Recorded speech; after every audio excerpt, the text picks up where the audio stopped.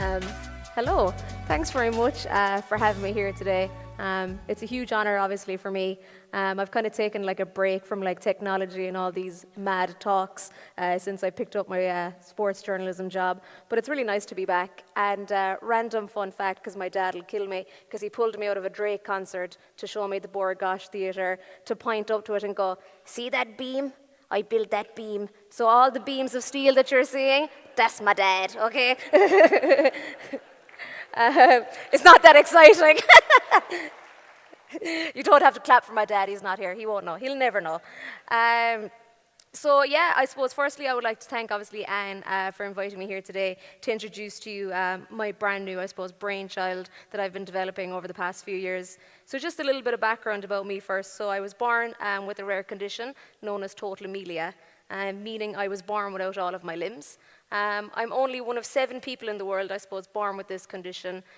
So I guess it means I'm sort of unique, I suppose.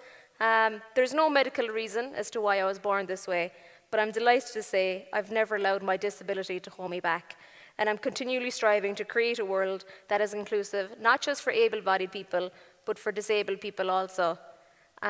Being born with no limbs is often perceived by others to be a severely debilitating condition. And I can safely say that this was certainly the case with some of the doctors who first saw me. But my parents, my family and I, we decided to ignore whatever the doctors had to say, and we decided to take life into our own hands. To be honest, I have a confession to make. I hate the word disability. I hate when people use this word to describe me, and I hate the way people look and think of me as being weak or different. I, just like you and others out there, have the ability to achieve anything I want in my life. I don't look at my life and see the word disability, I only see ability. By April 2012, and on my 16th birthday, I was invited to the United Nations in New York, where I delivered a landmark speech to the world's leading women in technology on how technology has transformed my life, and was one of the first people in the United Nations to get a standing ovation. No pressure, okay? That's like my standard. You think I'm joking? I'll be so annoyed when I walk off that stage. I suppose as well, in 2014, my brother made a documentary about my life called No Limbs, No Limits, and that was seen all over the world in by 15 million people in over 16 countries worldwide. Since then, I've graduated with a criminology degree, so if any of you are terrorists, sex offenders, or drug users, I will sniff you out. It's very easy, and I got that under a Quirky scholarship from University College Cork. And I'm pursuing my true dream of being a sports journalist, where I have an Irish Times Women in Sport column and my beloved podcast in association with Cork's Red FM. And last week I got my first Champions League game reporting on Liverpool and Barcelona, but I'm a Barcelona fan, so it didn't go well for me. So with technology, I use it in every aspect of my life. Be it my car, you may call it a wheelchair, I call it my car. It has a little horn, it met Prince Charles, it's done the rounds. My iPhone, my MacBook, or anything else a 23-year-old needs in her life. One day, I suppose, my family sat me down in front of our old computer, and before long, I was banging away on it with my chin, nose, and what I like to call my left hand. So when you go out there, if you want to text someone, either use your upper and bottom lip, your chin, nose, and see how you get on. It's pretty fun. I played games that would help me to learn my ABC and my small words. But curious as any other person, I then began to explore other ways and means of expressing myself. And just after my 2nd birthday, I got my first license and I got my first car. And it was about 4 feet high, it was pink, and it was the greatest thing that ever happened. And we still have it actually out the back, even though my dad wants to dismantle it for more steel products. So this was the key, I suppose, that would unlock my true independence. Because let's face it, life is about living, and we all want a quality of life that is acceptable to all of us. Recently, I have begun exploring other technology that can help me become more independent, and this is where I need your help. About 2 years ago, I was very busy scrolling on Amazon and decided to buy the most simplest thing that I've ever seen in my life, a bulb. So I spent a lot of money on this bulb, about €30, and I told Dad it was going to be the most life-changing thing he's ever seen in his life, and he was like, "It's a bulb, Joanne, grow up."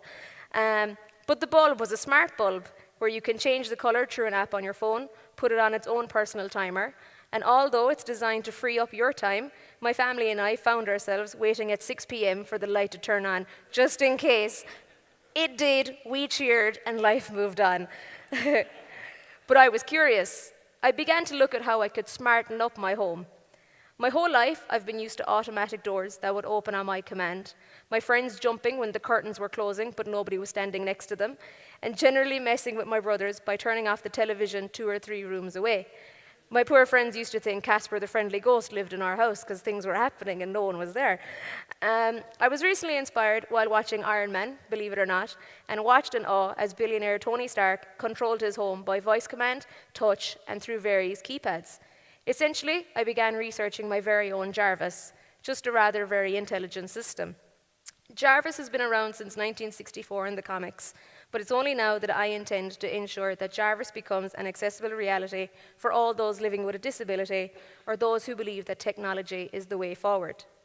To date, my research has brought me to look at 3 core ways of bringing Jarvis to life.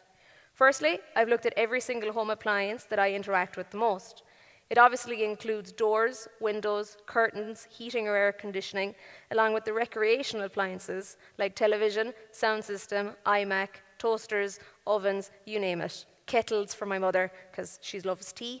Then I had to think of how I interact with these appliances.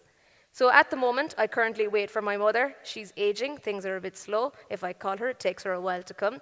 My father, God bless him, he has bad hips. He's never going to come to my aid very quickly.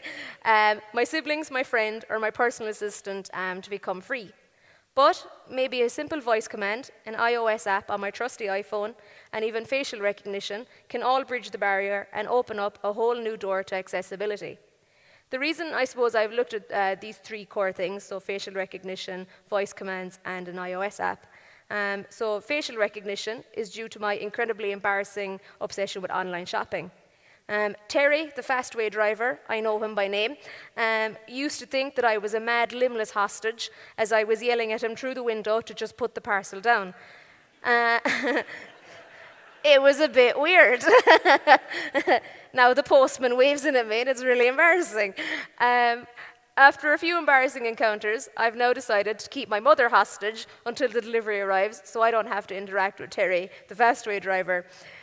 With facial recognition, I would love if there was a system where Terry would come to my door, my house recognizes him, and opens the door in order for me to greet him and collect my package. It's unfair on having to keep my mother and I housebound just for a few ASOS dresses. The reason why I've looked into voice recognition is because I believe my voice is the greatest asset that you or I could ever have. The interesting thing about voice recognition is how we command or how we talk to technology.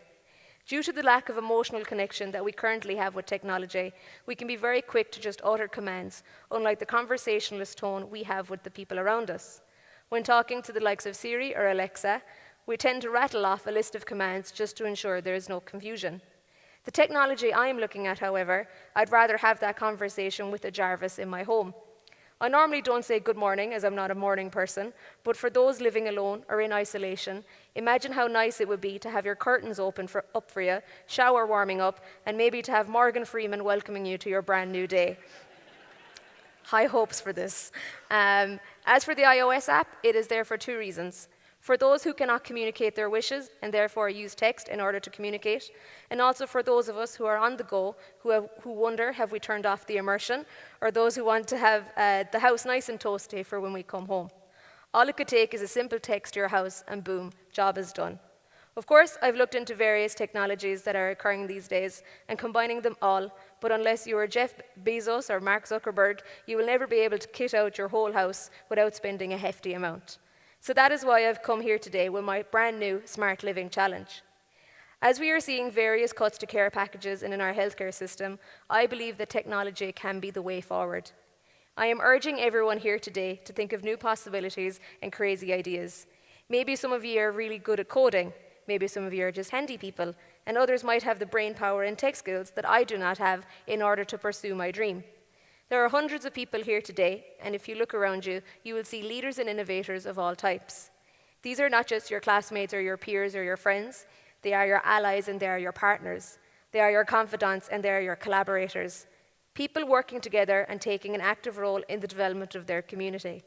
Thus, the development of your community and country can achieve things once considered impossible. There's absolutely no reason that you cannot do the same if you work together, help one another, and mentor those behind you. Each one of you is strong, smart, and talented, and I know because I've seen this already. And together, you will truly be unstoppable and achieve great things. I could not be happier for all of you and the incredible work that was put into this festival. You cannot and should not lose the hope and ambition that brought you here today. You have before you a wealth of knowledge, information, ideas, and opportunities, but most importantly, you have each other. And always remember, you live for an average of 70 years, but if you leave people something to remember you by, you shall live forever. So if anyone is interested in coming to the hack, I think it's on at 1 o'clock, feel free to come, because at the end of the day, what you may call smart, I just call it living. Thanks very much for having me, and I hope you have a great day.